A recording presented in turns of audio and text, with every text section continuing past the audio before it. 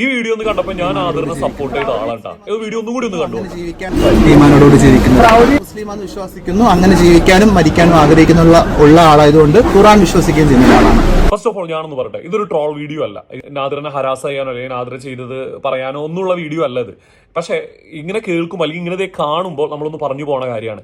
Nadir തന്നെ ഇവിടെ പറയണ്ടായി, മതപരമായിട്ട് ദീനനുസരിച്ച് ജീവിക്കാൻ താല്പര്യപ്പെടുന്ന ആളെന്ന് നാദിർ പറയണ്ടായി.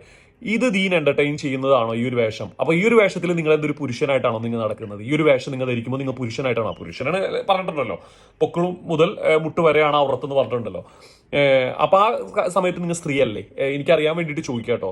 അപ്പൊ നിങ്ങൾ ദീൻ പറയുമ്പോൾ അതിനെ പ്രോപ്പറായിട്ട് കൊണ്ടു നടക്കുക, അത് പ്രോപ്പറായിട്ട് കീപ്പപ്പ് ചെയ്യുക. അങ്ങനെ വെറുതെ ഇങ്ങനെ പറഞ്ഞിട്ട് പോകുന്നതിന്റെ ആവശ്യമുള്ളൂ. അത് നിങ്ങളുടെ പ്രവൃത്തിയിലും കാണണ്ടേ? അല്ലെങ്കിൽ ഞാൻ വേറെ ദീനിയാണ്, അല്ലെങ്കിൽ ഞാൻ അങ്ങനെ നടക്കും, ഞാൻ ഇങ്ങനെ ഇഷ്ടപ്പെടുന്ന ആളാണെന്ന് പറഞ്ഞിട്ട് ഈ വക കോപ്രായങ്ങൾ കാണിച്ച് നടക്കേണ്ട ആവശ്യമുണ്ടെന്ന് എനിക്ക് തോന്നുന്നില്ല. പണ്ട് ഇതേപോലെ ഒരു യൂട്യൂബർ ഉണ്ടായിരുന്നു, ചാനലിലൊക്കെ വന്നിരുന്നിട്ട് പറയും ഞങ്ങൾക്ക് നെയിൽ പോളിഷ് ഇടാൻ പറ്റില്ല, ഞങ്ങൾക്ക് അത്ര അടിക്കാൻ പറ്റില്ല, ഹറാമാണ് ഹലാലാണെന്നൊക്കെ പറഞ്ഞിട്ട് ഇപ്പൊ തുണി തുണ്ടില്ലാണ്ട് ഇപ്പൊ നടന്നു കൂട്ടണത്.